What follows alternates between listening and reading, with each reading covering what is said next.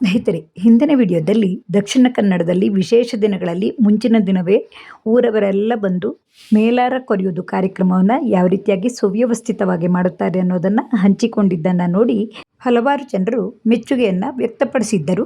ಇದಲ್ಲದೆ ನೂರಾರು ಜನರಿಗೆ ಅಡುಗೆಯನ್ನು ಮಾಡೋದಿದ್ದರೆ ಮುಂಚಿನ ದಿನವೇ ಈ ರೀತಿಯಾಗಿ ಹತ್ತಿರದ ಸಂಬಂಧಿಕರು ತರಕಾರಿಗಳನ್ನು ಮುಂಚಿನ ದಿನವೇ ಹೆಚ್ಚಿಟ್ಟು ಮರುದಿನದ ಅಡುಗೆಗೆ ವ್ಯವಸ್ಥೆಯನ್ನು ಮಾಡುವ ಈ ಕ್ರಮವಂತೂ ತುಂಬ ಖುಷಿಯನ್ನು ಕೊಡುತ್ತದೆ. ನಿಮ್ಮೂರಿನಲ್ಲಿಯೂ ಈ ರೀತಿಯಾಗಿ ಇರಬಹುದು.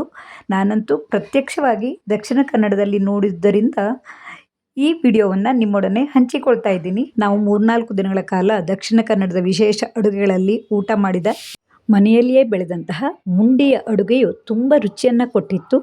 ಹಾಗಾಗಿ ಆ ಮುಂಡಿಯನ್ನು ಬೆಂಗಳೂರಿಗೂ ತಂದು ನನ್ನದೇ ಆದ ರೀತಿಯಲ್ಲಿ ಏನೆಲ್ಲ ಅಡುಗೆಗಳನ್ನು ಮಾಡಿ ಸವಿದಿದ್ದೀವಿ ಅನ್ನೋದನ್ನು ನಿಮ್ಮೊಡನೆ ಹಂಚಿಕೊಳ್ತಾ ಇದ್ದೀನಿ. ಮುಂಡಿ ಎಂದರೆ ಕೆಸುವಿನ ಒಂದು ಪ್ರಭೇದವೇ ಅಂತ ಹೇಳಬೇಕು. ಕೆಸುವಿನಲ್ಲಿ ಹಲವಾರು ವಿಧದ ಕೆಸುವನ್ನು ಕಾಣಬಹುದು. ನಾವಿಲ್ಲಿ ಕಪ್ಪು ದೇಟಿನ ಕರಿ ಕೆಸು, ಹಾಗೆ ಅಗಲ ಎಲೆಯ ಮುಂಬೈ ಕೆಸು ಇವೆಲ್ಲವನ್ನು ಅಡುಗೆಗೆ ಉಪಯೋಗಿಸ್ತೀವಿ. ಇದು ಮುಂಡಿ ಕೆಸು ಅಂತ ನಾವು ಮರ್ಸಣಿಗೆ ಅಂತೀವಿ. ಇದನ್ನು ವರ್ಷ ಕಿತ್ತರೆ ಇಲ್ಲಿ ಬುಡದಲ್ಲಿ ಇರುವಂತಹ ಗಡ್ಡೆಯಿಂದ ಯಾವ ರೀತಿಯಾಗಿ ಮಜ್ಜಿಗೆ ಹುಳಿ ಮಾಡೋದು ಅಂತ ತೋರಿಸಿದ್ದೆ. ನೋಡಿ, ಇದರ ಎಲೆಗಳು ಬೃಹದಾಕಾರವಾಗಿದ್ದು ಇದರ ಹಿಂದೆ ಇಲ್ಲೆಲ್ಲ ನಾವು ಸಂಡಿಗೆಗಳನ್ನು ಹಪ್ಪಳವನ್ನು ಹಚ್ಚಬಹುದು. ಎಲೆಯನ್ನು ತಿನ್ನೋಕ್ಕೆ ಉಪಯೋಗಿಸ್ದಿದ್ದರೂ ಇದರ ಗಡ್ಡೆಯನ್ನು ಅಡುಗೆಗೆ ಉಪಯೋಗಿಸ್ತಾರೆ. ಈ ಮುಂಡಿ ಎಲೆ ಅಥವಾ ಮರಸಣಿಗೆ ಎಲೆಯಲ್ಲಿ ಯಾವ ರೀತಿಯಾಗಿ ಬಾಳೆಕಾಯಿ ಚಕ್ಕುಲಿಯನ್ನು ಮಾಡಿದ್ದೀನಿ ಅನ್ನೋದನ್ನು ಮುಂದಿನ ವಿಡಿಯೋದಲ್ಲಿ ಹಂಚಿಕೊಳ್ತೀನಿ. ಇದು ಕೇವಲ ಹಪ್ಪಳ ಸಂಡಿಗೆ ಮಾಡೋಕ್ಕೆ ಮಾತ್ರ ಎಲೆಯನ್ನು ಉಪಯೋಗಿಸೋದು, ಗಡ್ಡೆಯನ್ನು ಮಾತ್ರ ಅಡುಗೆಯಲ್ಲಿ ಉಪಯೋಗಿಸ್ತಾರೆ.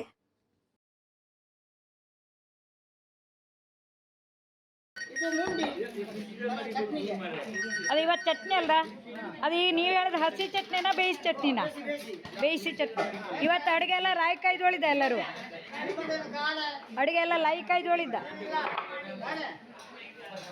ಮುಂಡಿ ಅಂದರೆ ಗಿಡ ತೋರಿಸ್ತೀನಿ. ಹಾಗೆ ಇದರ ಗಡ್ಡೆ ಇದು 2 ವರ್ಷ ಆಗುವಾಗ ಇಷ್ಟು ದೊಡ್ಡದಾಗಿರುತ್ತದೆ.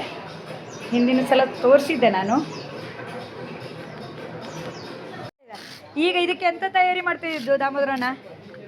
ನೀವಲ್ಲೇ ಕೂತ್ಕೊಳ್ಳಿ.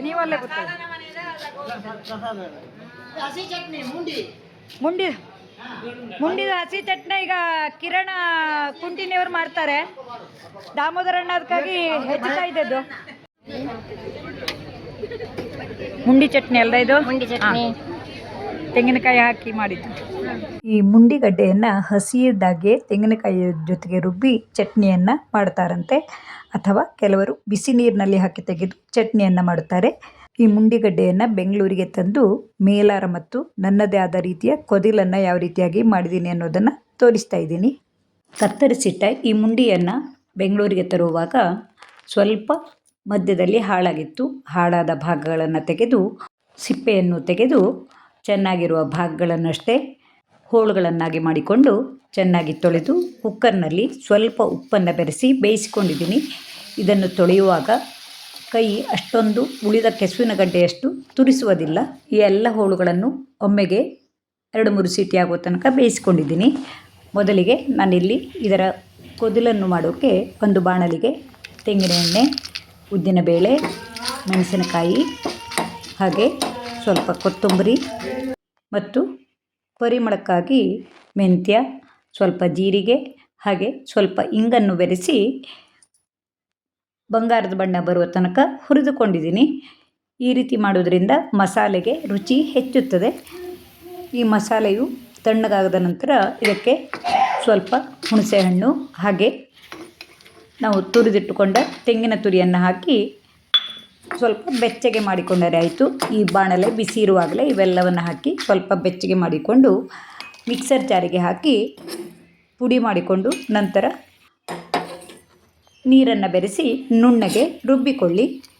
ರುಬ್ಬಿದ ಮಿಶ್ರಣವನ್ನು ಒಂದು ಪಾತ್ರೆಗೆ ತೆಗೆದುಕೊಂಡು ರುಚಿಗೆ ತಕ್ಕಷ್ಟು ಉಪ್ಪು ಮತ್ತು ಸ್ವಲ್ಪ ಬೆಲ್ಲವನ್ನು ಹಾಕಿದರೆ ನಮಗಂತೂ ತುಂಬ ರುಚಿಯಾಗಿರುತ್ತದೆ. ನಂತರ ಈ ಬೇಯಿಸಿಟ್ಟುಕೊಂಡ ಹೋಳುಗಳನ್ನು ಚೆನ್ನಾಗಿ ಬೆಂದಿದ್ದರೂ ಸಮರಸ ಆಗೋಕ್ಕೆ ಸ್ವಲ್ಪವನ್ನು ತೆಗೆದು ಮಿಕ್ಸರ್ ಜಾರ್ಗೆ ಹಾಕಿ ಒಮ್ಮೆ ತಿರುಗಿಸಿ ನುಣ್ಣಗಾಗುವಂತೆ ಮಾಡಿಕೊಳ್ಳಿ.